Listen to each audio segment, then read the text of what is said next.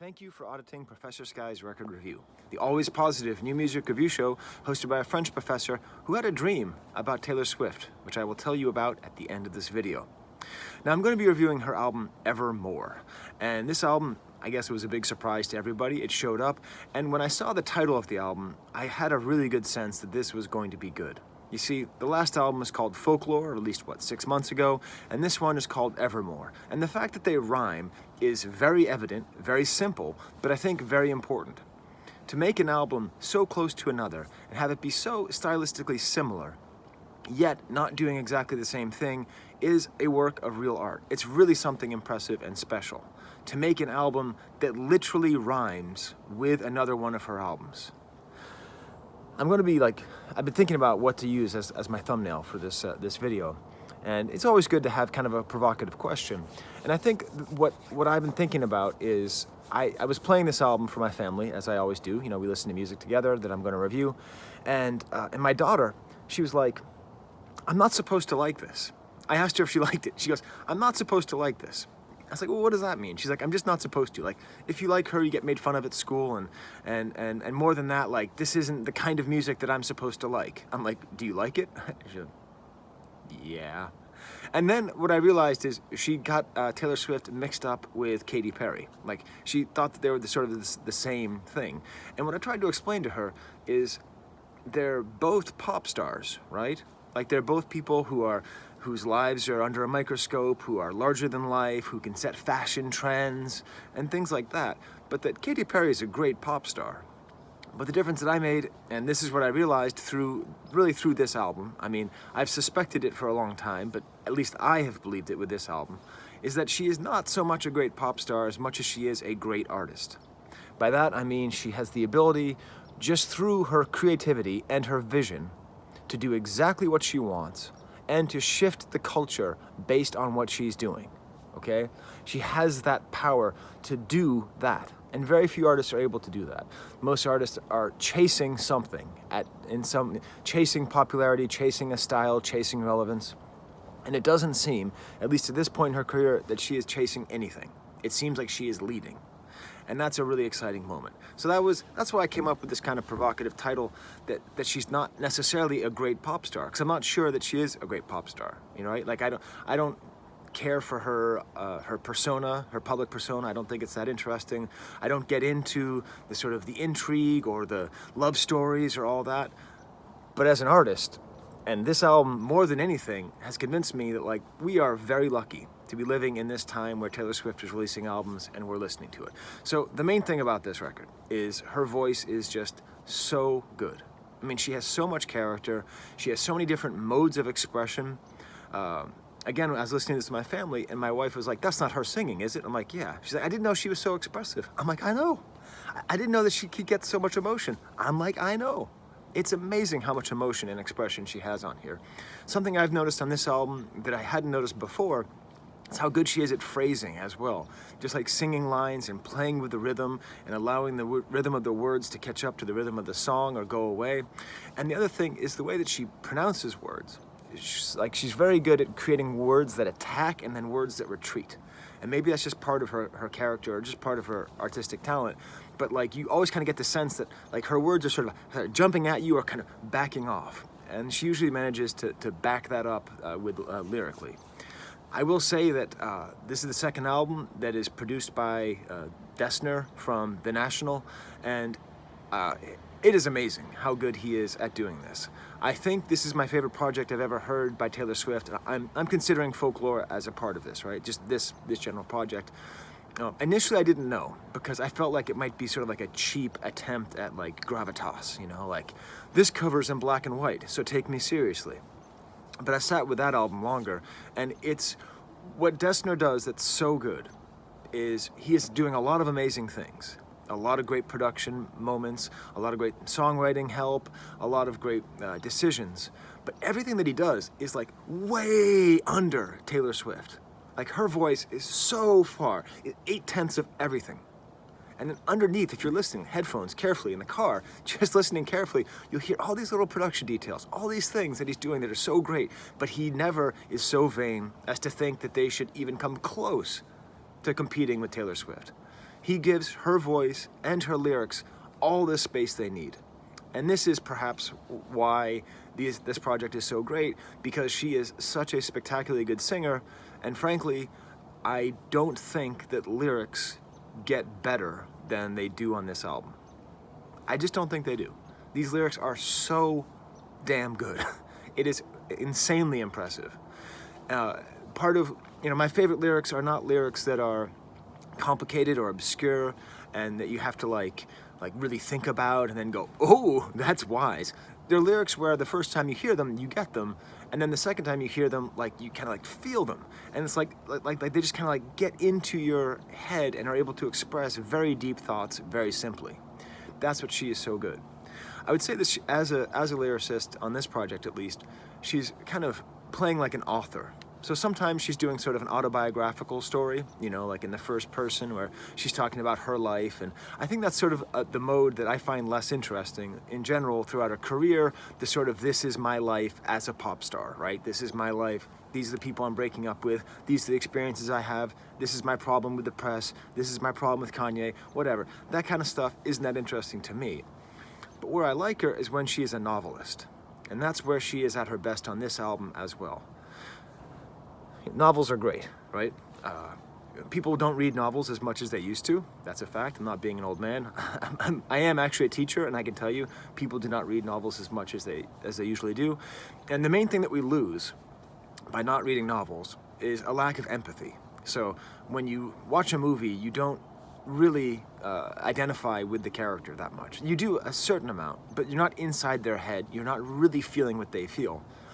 Novels are able to give you the real internal life of somebody and just get you in there to the point where you feel sympathy, empathy, understanding, care, and love, even if characters are doing things that you don't like, even if they're complicated, even if they're flawed. And Taylor Swift is able to create these stories, and I think part of the reason she does it so well is she puts them in the first person. So she tells stories about other people using the word I. And so there's this whole kind of background story that's happening throughout this album and throughout Folklore as well, which seems to be this attempt at a novel about hometown love and about the ambiguities of being a young adult, right? So if you're a young adult and you go back home to your hometown after you've tried to make it somewhere else or after you've made it somewhere else, there's this whole series of bittersweet feelings where you're longing for the certainty and the comfort of your home, but you're also feeling like you've outgrown it. And all these things are all kind of mixed up on this album, which is perfect because it's an album released for Christmas. So it's like this great Christmas break album, because all across the country, all across the country, and especially if there weren't COVID, there'd be way more, but all across the country, millions of young adults are going back home to their hometown and going to be listening to this album and being like, oh my God, she nailed it. That is exactly how I feel. So in this way that she writes in this third person, first person, this novelistic thing, she finds these complicated truths.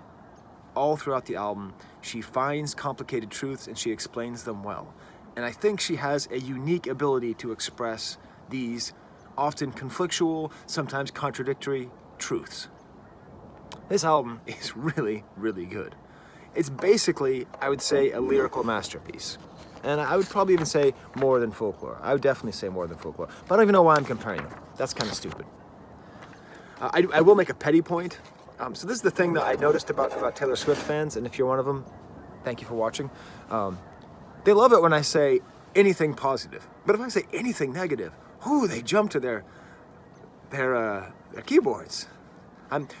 I should say, I have authority in my life because I'm a dad and I'm a professor. I'm not an authority on music, so if I come across as acting like I am, I'm just some dude on a YouTube channel who's also just some dude talking on YouTube. But wait a minute. I think I have to stop this video because of geese. Do you hear those geese? They are getting the hell out of Dodge. They're going back to their hometown. They're gonna buy a cardigan and fall in love with a guy with a truck. I'm just gonna keep going. So whenever I make any kind of negative points or make any kind of grand statements like she is a great artist, I'm just coming at that as a guy, right? Just as some guy listening to music who loves music. So I will make one kind of weird, petty grievance with this album, and that is the messaging of the cover. So it's outside, and she's dressed in a flannel shirt, which is why I'm outside and dressed in a flannel shirt. Synergy. She's out there, and you just see the back of her head, and it's a braid, and it's a well-done braid, and it's a very interesting image. But then I noticed that it was mentioned in a couple articles I read that it's a Stella McCartney jacket that she's wearing. So maybe I'm not even criticizing, because maybe this is just her being honest. So she's like trying to be there, like, I'm down home, I'm just in the woods, I'm just like you, but wearing like a $10,000 fashionable jacket made by the daughter of Paul McCartney. Maybe, no, you know what? I'm going back. That's no longer a criticism. I'm now complimenting her on this, because I think that is the contradiction of her music, where she's talking about going back home and hanging around with people who eat at Olive Garden, but at the same time, her whole life is actually Stella McCartney and really far away. And I think that's what makes it so nice. If you watch my review of Lover, like the Lover Taylor Swift, the Jack Antonoff Taylor Swift, that can coexist with the Aaron Dessner, Adam Dessner? I think it's Aaron. The Aaron Dessner, Folklore, Evermore, like those can both kind of exist all at the same time. For my whole review of this album, I would say that there are 3 blisteringly amazing songs. Just as good as any songs that have come out this year. I would say that there are 3 songs that are not, 2 songs that are not worthy of this project. So 2 songs that are like good songs, but just not quite up to the par of Evermore. And then the 1 song that'll get all the Swift fans angry at me is just bad. There's just 1 really bad song on here, which I skip. Not good. Okay. But before we get to there, let's talk about let's go through track by track. The first track is called Willow, which is the other reason I'm outside. That's my beautiful willow tree out there. If you ever live near a willow tree, you think a lot about willow trees, how beautiful they are, how resilient they are, also how fragile they are. And this is a song a little bit about that strength. It starts off with just multiple guitars. Again, I'm talking about this production that Dessner is doing on here. If you took out her voice, if you took out her vocals and just cranked up the guitars, you'd hear a very interesting move where he's just having all these guitars intersecting with each other, but it doesn't matter. What matters is her lyrics and talking about how life was a willow and it bent right to your wind. A beautiful vision of this man that she's describing who's just so capable of just being a kind of a brute force, kind of like a force of nature, who's capable of sort of destroying things and wrecking things, and that seems to be what she wants. It's a great opening to the album because it just so quickly announces this is the way it's going to be. Well-produced things with amazing lyrics and amazing singing. The next track, I would say, is even better than The Willow, Champagne Problems. When I saw the title, I thought, oh, is this going to be her complaining about her life while saying, I know my life is great? And I was like, I don't know if I'm ready for that. But it wasn't. It's a song that is all about someone proposing, and it's all about somebody rejecting a fancy proposal. I'm telling you about why Taylor Swift is a great artist. This is an amazing moment in life, okay? And what's amazing is I feel like I've seen things from the perspective of the person who says, will you marry me? But what about the other person? The person who says no. And at no point in this song, from what I can remember, does she ever actually even say no declaratively. Like, it's this crazy song because she recognizes her mistake, she recognizes her cruelty, she knows that the whole world has been put here for this moment. It's like a Christmas party, right? It's like an amazing Christmas party, and everyone's together, and the champagne's there, and everything's all just right, and she has to say no. She has to break this person's heart. Throughout the entire album, there's so many lyrics that are so good that I type them out, and I have to just pick, because I can't just sit here reading all the lyrics the whole time. Sometimes you don't know the answer till someone's on their knees and asks you. A beautiful way, because what's the answer? Is the answer, do you want to marry me? I don't think so. She makes it larger. Sometimes you don't know the answer till someone's on their knees and asks you. I think this character, which is maybe her, I don't think it's her, I think it's a character that she's inhabiting, is incapable of intimacy. I think that's what this is about. So it's not just marriage, it's about like really forming a life with somebody and really accepting somebody in. That's the question that he's asking her, and that's what she's unable to do.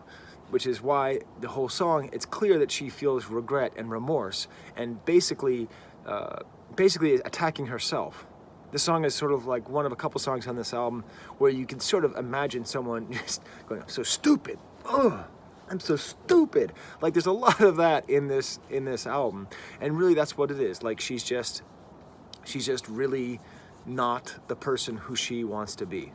And then ends with her imagining her boyfriend being happy with someone else, which is another theme throughout this album, imagining people being happy with someone who's not you.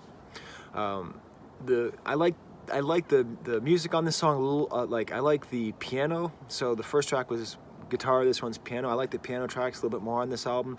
Very, very simple chords, kind of like a simple pop chord progression, that kind of typical box. But then there's a nice little guitar run that happens, in the bridge and in the outro.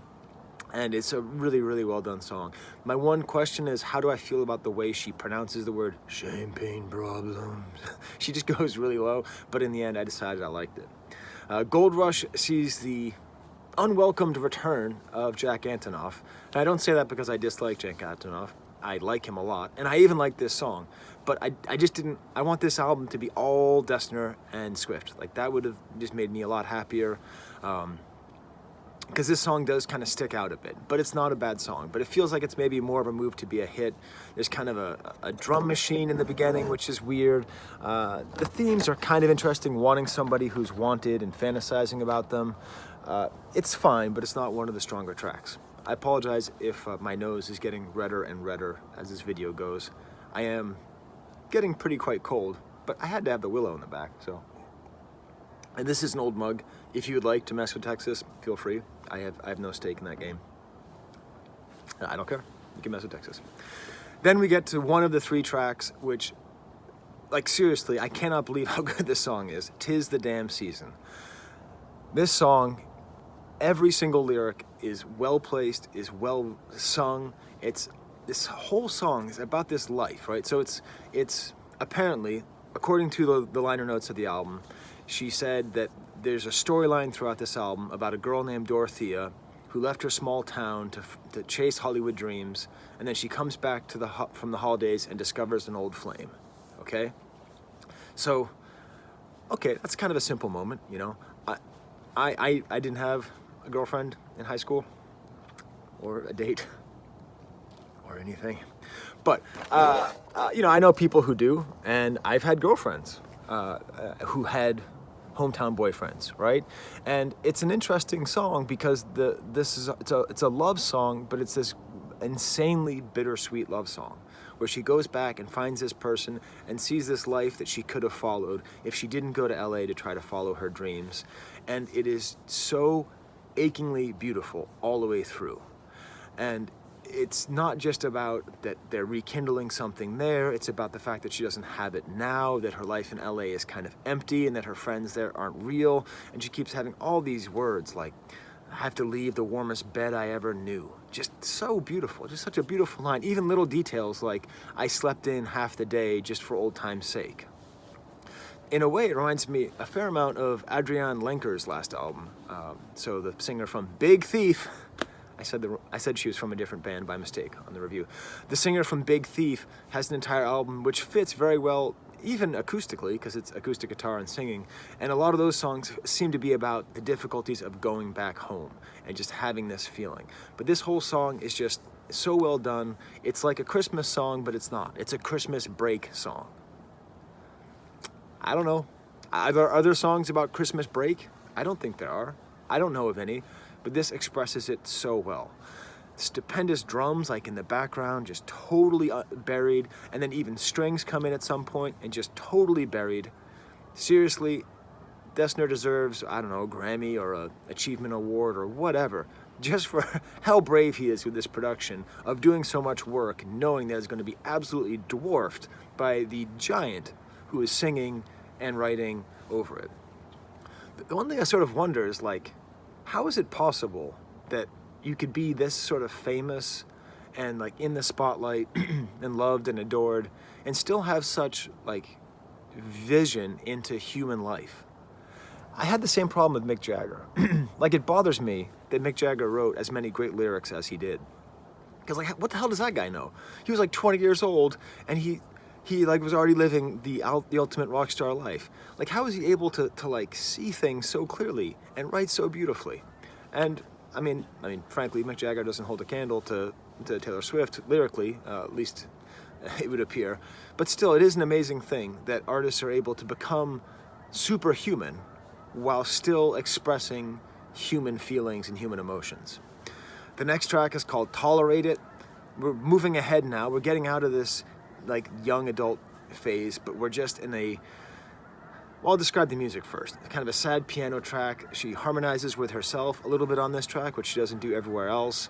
Almost like a Postal Service style like drum machine in the background of the chorus. But this whole song is about the inequality in love and about wanting somebody who doesn't want you. But it's not about that. That's actually kind of a boring theme. I mean, that's a little bit what Gold Rush is like about. I think there's another song on this album I'll get to that's about wanting somebody who doesn't want you. Okay, fine. But this is better. This is about like being more in love with somebody who you are in a relationship than they are in with you. Like being more invested in somebody than they are with you. Somebody who sees you and is with you and theoretically loves you, but basically just tolerates you. I have a pretty big personality. I can be quite annoying, you know, both on this channel and in real life. I have a sense of humor that often like is based on like lots of energy and kind of annoying and kind of zany, kooky things. And also I'm a very intense person when I'm in a relationship. And so I've been in relationships where I know that I'm being tolerated. And that's like, it's not the worst feeling in the world, but it's close. It's probably the worst feeling I've ever had. Because when you love somebody and you want them to love you, you just want them to love you, not just put up with you. So this song expresses this feeling, and again, I'm trying to think, what other songs are there like this? I can't come up with them. Taylor Swift pulled into the magic bag of great ideas. Jesus, maybe I should.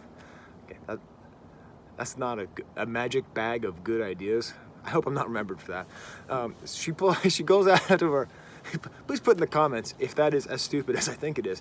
She pulled into her magic bag of good ideas and decided to write this song, and she's able to express, as somebody who has lived this in their life multiple times, sadly, what it's like to feel tolerated by somebody who you need to love you and nurture you and hold you and feel for you and be with you. That's what the song is.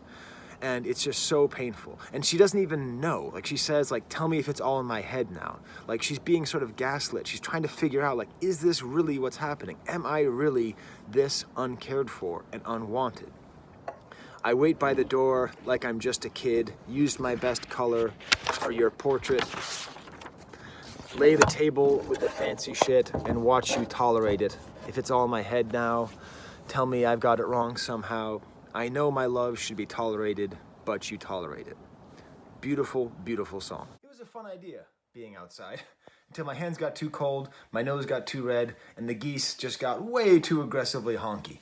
So, aggressively honky, also a subtitle for my show. But it's not, I'm back inside, right? And that song, Tolerate It, isn't even one of my 3 favorite songs on the album, despite the fact that I hold it in such high esteem. Sadly, though, the next track we're going to listen to is the bad song, No Body, No Crime. Now listen, this is featuring Haim, a band that I like. I reviewed their album this year. It's great. Another great sort of emotionally honest, country, folk, pop mixture band with strong vocals. Excellent. I'm happy that they're working together, but this song is totally unworthy of this project. It's just not, I mean, it's an okay song, but it's one of those revenge fantasies of killing your cheating husband and getting away with it. Where's the emotional depth in that? I don't see it. It doesn't mean anything to me. I don't like murder, not even if people who cheat on you. I was just very disappointed in this song. It just doesn't belong here. You know, the track with Jack Antonoff, it's at least in the same kind of vein, production-wise, as the rest of the album. But this, just thematically, a revenge fantasy? Like, revenge is the stupidest, most common theme in literature and movies and art and everything. And it's just boring. It's easy. It's easy to, like, get on behalf of the cheated woman and the... But, Fortunately, the next song is one of the 3 best tracks on the album, in my opinion. Happiness is one of the 3. Part of what makes these 3 songs amazing is that they're capable of like getting me so emotional, it's overwhelming, just by how well they're written. Again, Dessner deserves a lot of respect here. He creates this very downbeat sound with lots of like keyboard and like kind of like a woozy synthesizer going on in the background. He's able to create something that reminds me a little bit of Song to the Siren by This Mortal Coil, just in terms of just a vocalist that's able to put you in such a deep and contemplative mood, just really able to just get you so you feel you're living inside of this song. And it develops really nicely all the way throughout with just more and more layers of different synthesizers and keyboard instruments just coming just all over the place. This is also the track where I learned to appreciate her phrasing so much. It's just like she's really capable of just putting these words together and following these different rhythms and creating different rhythms within each line. And it's really, there's a lot of great breakup songs, okay? So this is not, the fact that she came up with a breakup song is not that important, right? There's a lot of great songs about a breakup. What she does so well, she has 2 things on the song lyrically really interesting, I think. One is she talks about the cognitive dissonance of a breakup. So when you are in a breakup, you both know it's the greatest thing you've ever done, and you also aren't sure. Like there's that kind of doubt. And so she talks about this. She says, there will be happiness after you, but there is happiness because of you. Both of these things can be true. There is happiness. Beautifully written, very simple, and it's true. That's the way you feel. Things will be okay, but things were okay with somebody. She mixes this up with just every once in a while there'll be a line like, I was dancing when the music stopped, which is just a showstopper of a line. Like you just hear that and you just go, damn, that's a good lyric. Why didn't I think of that? I was dancing when the music stopped. This, I think, even can go back to Tolerate It, because that's what she was in that relationship as well. Like this person who she looked up to and she had a weirdly sort of like infantile relationship with, fell out of love with her before she fell out of love with him, and she was dancing when the music stopped. So that's great, this cognitive dissonance of being okay and not okay at the same time. But what's more interesting is when we study the figure of the new me. So she talks at 2 different times, or 2 different ways, about something that is the new me. The first time is she's talking about how she's getting over this relationship and she's recovering, but she has yet to discover the new me. This new me is the one who's going to be okay, and the triumph breakup song, and you broke my heart, but I'm all right, and I'm going to survive, and I'm a survivor, and hooray, hooray, hooray for me, and power, power, power.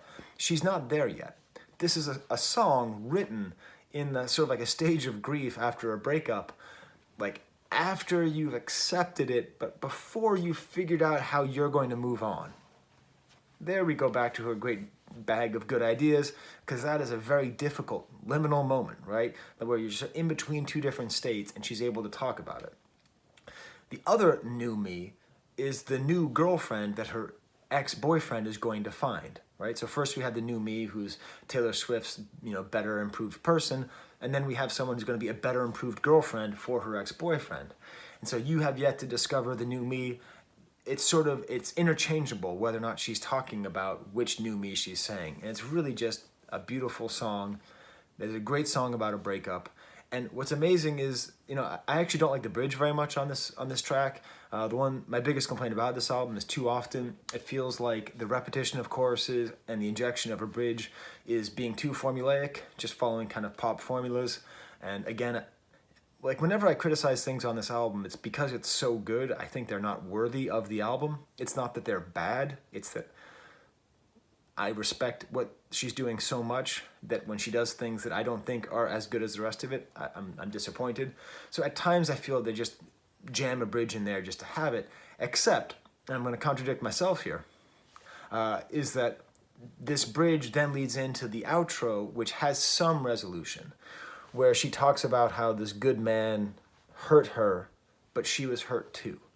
And this is another amazing thing here. This is part of the reason why No Body, No Foul, or whatever that song is so bad compared to this, is that here she is, and she's talking about being hurt by somebody who's good, right? Not a cheater, not a terrible person, not a demon, not someone who you have to track down to Olive Garden and poison their breadsticks. it's like a real person, like real people. You know, this is a good person, and we loved each other, and it didn't work. That's what she's able to do. And she also makes reference to all you want from me is the green light of forgiveness, which is a very beautiful line. And this whole concept that like he just wants permission to move on, and she's trying to figure out how to do it. And she wrote a song just in this little state right here. This is an emotionally exhausting album in a very good way.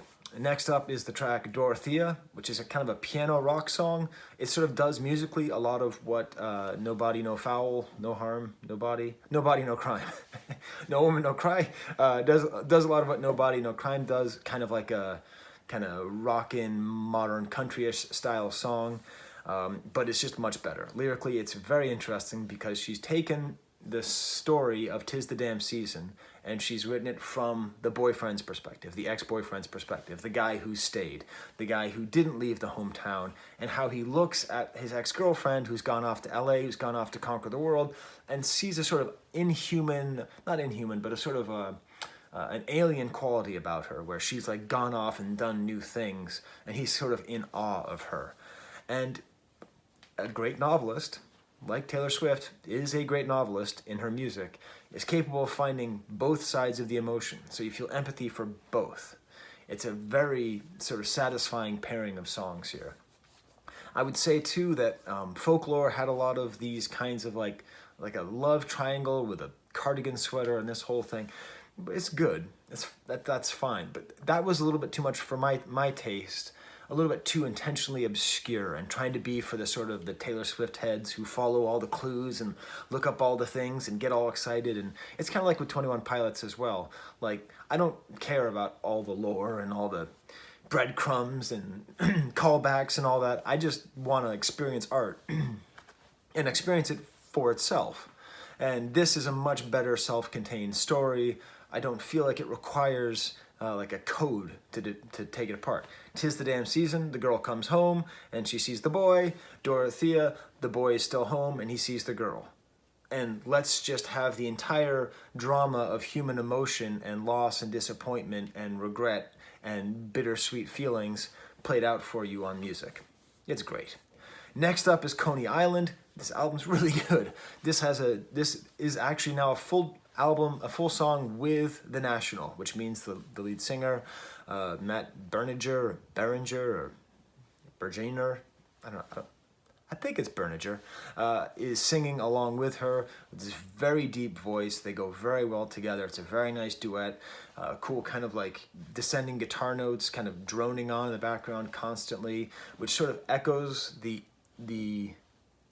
words that are sung over and over again of over and over and dingo, over and over, dingo. There's kind of a droning quality to this. This is apparently some kind of story song. I couldn't quite figure out what this story is, but I don't really care about the story as much as I care about the disappointment that's being described here and the sense of loss.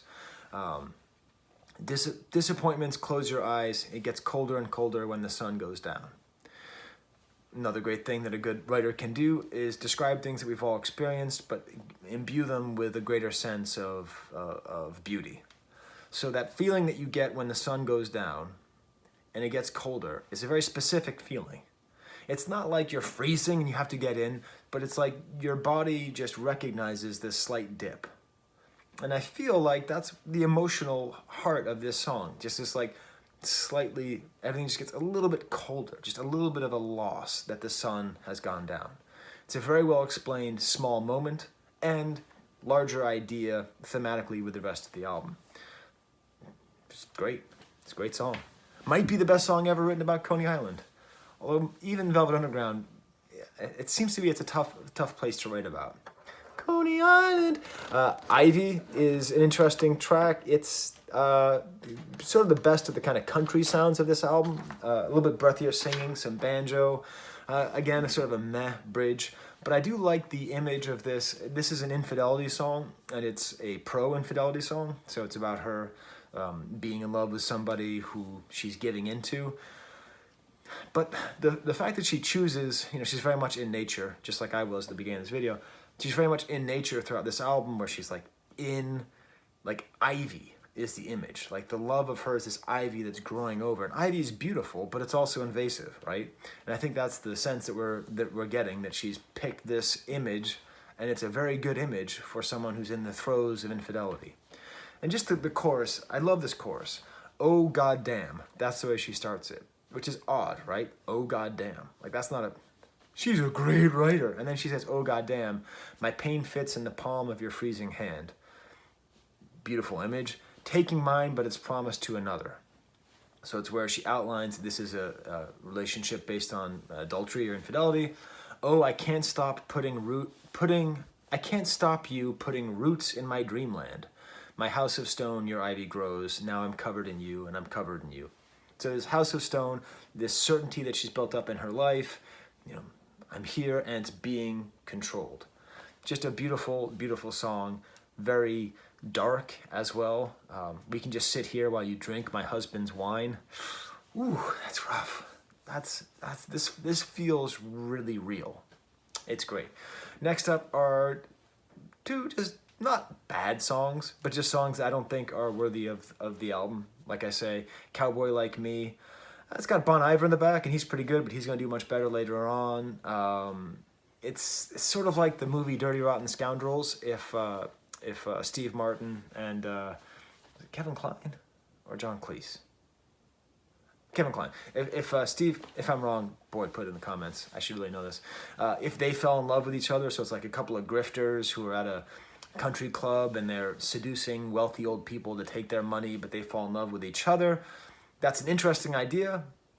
I like that there's this song written, but as far as like a third-person novel, I'm not that interested in this story. And musically, it's not that interesting either. Although, the best usage of a harmonica I've ever heard, you can hardly hear it at all. Dessner took this harmonica at the very end, and it sounds like the person's in the other room covered in blankets, which is 9 out of 10 times the way I like my harmonica. Next song, Long Story Short. Another one of these songs, I don't think it's that great. It's okay, but lyrically it starts off with, I tried to pick my battles and my battles picked me. That's, you know, an example of, you know, taking a cliche and turning it on its head. You know, in communist Russia, you know, in the U.S., America, you don't trust your government. In communist Russia, government doesn't trust you. It's a little bit of that kind of cheesy, easy cliche play, which is not worthy of her lyrical greatness in other places.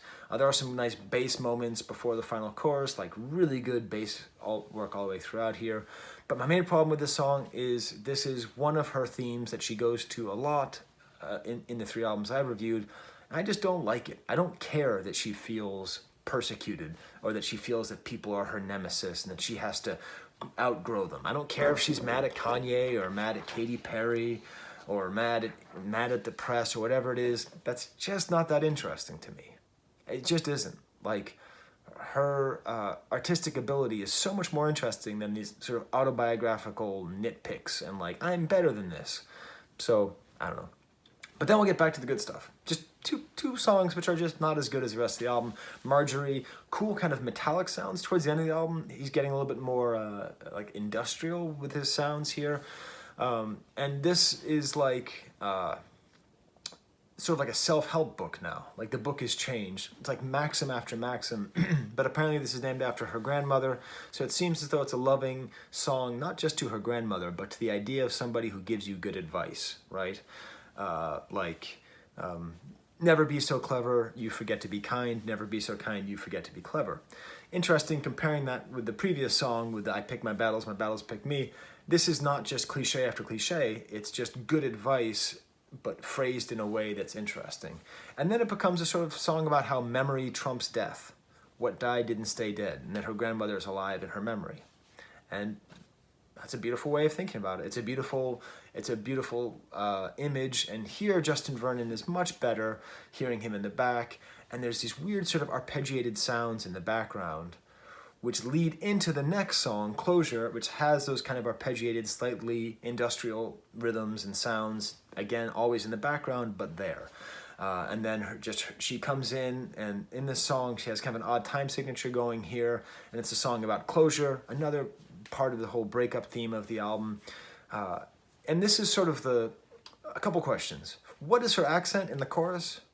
It sounds like a Minnesota accent and a British accent mixed together, which I'm not going to try to imitate for you, but it's weird. I don't like that. It feels a little bit inauthentic. And then sort of the highs and the lows of her lyricism come in here. So she rhymes handles with candles.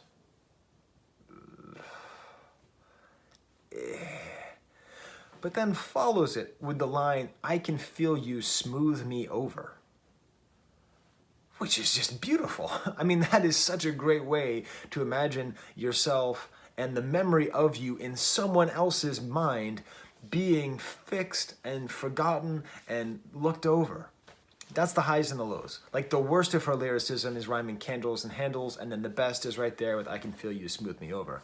And at times, seriously, if you just took the knob and just turned up what Destner was doing, like 5%, you'd be like, what is this crazy avant-garde pop that she's making? Because it's very aggressive sounds, but all the way throughout, it's matched with this sort of beautiful clarity of the voice. And then it closes without any industrial sounds with the track Evermore, which is the third of my tracks on this album, which I think are just as good as anything that came out this year. It's gray November, I've been down since July. She talks about writing letters addressed to the fire. So you know that image, right? The image of people taking letters and throwing them into the fire. So the idea that she's writing letters which are going to be burned up and thrown away. Again, another great breakup song, but it also appears to be about her struggles with mental health. Maybe coming back to the self-help theme of Marjorie, how is she going to get out of it? And her voice just does so much. And what I realized is that, because Bon Iver's on this track as well, Justin Vernon. When is he Justin Vernon and when is he Bon Iver, by the way? Can we decide that? It's just one guy, right? But like, he also does that thing of attacking and that's my Bon Iver impersonation. Like, he's constantly attacking and removing. So what Destner does, what Taylor Swift does on this track is astounding. So she sings her bit, and then Bon Iver shows up, and they do some nice things production-wise to make sure that his verse stands out. And he sings his entire verse, right? That's going, and then they interlace them so that Taylor Swift's voice goes, and then Bon Iver, actually sings the same thing he sung before, almost in rounds right after her. So we have these voices playing off each other, and then the music is swelling and growing, and it gives you goosebumps. It's just insanely well made and insanely emotional, and it just gets so cacophonous. Just these voices, and Vernon's like he's just at his best, just going so hard in the second part where he's singing after her, and then it just slows down, and then she just says the next line, "I was catching my breath." So she actually is commenting on the song itself, where we're just getting through this whole thing, and she's talking about how she feels like this pain is going to be with her forever. The pain of a breakup, I assume, the pain of mental health, the pain of COVID in 2020, maybe we could read a sort of larger societal theme in this album, talking about, or at least this song, just that the pain that feels like it's never going to end, the misery and sadness and claustrophobia is eventually going to be resolved. Because at the end she says, my pain won't be evermore. And I think it's a hopeful way to end 2020. It really is. It's just so beautiful hearing it, and hearing it all together, and the way that it's made, it's just great. Side note, Bon Iver works a lot with Kanye. Bon Iver works a lot with Taylor Swift. Wouldn't a song with all three of them together be like as good as the sum of its parts? Can Bon Iver make that happen? I would really love to hear that. To close out, I said I'd talk about The Dream. Before that, apparently she released this album because she had her 31st birthday, and her favorite number is 13. That's her lucky number. And that's my lucky number too. And I didn't even think about, when I turned 31, I didn't even think about that 12 years ago. But still, kind of funny. It's nice to see someone else who appreciates the number 13, which is a great number. So I guess in conclusion, she is a great artist. And I think she's an okay pop star. I could do without the pop star part. As far as I'm concerned, she could stop being a pop star and it wouldn't affect her art at all. I said I'd talk to you about the dream I had. It's not that interesting of a dream, but so when I heard the album was coming out, so I guess the dream was 2 nights ago, I was thinking about it and I was excited because my last couple of videos haven't had a lot of views. I've been reviewing a lot of like super indie kind of niche artists, and that's great. I love doing that, but that just means that my views are gonna go in the toilet. And when I saw Taylor Swift was releasing something, I'm like, thank you, Taylor. The internet thanks you. You have just ensured that there's going to be a lot more traffic. And I was thinking about it, but in the dream that I had, the album that was coming out, everybody knew that it was going to be her standard album.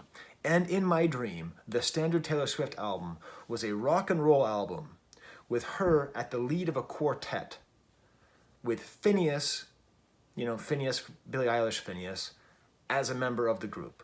And that was just what everyone was waiting. Just, we knew that was going to come out. So I don't know. I don't know what that dream's about, but I think it's interesting. What if they work together too? They probably will at some point. Okay, well that's a long enough review. I'm gonna make a parfait for my kids, heat up some coffee. My hands are finally warm enough, and well, there's the camera.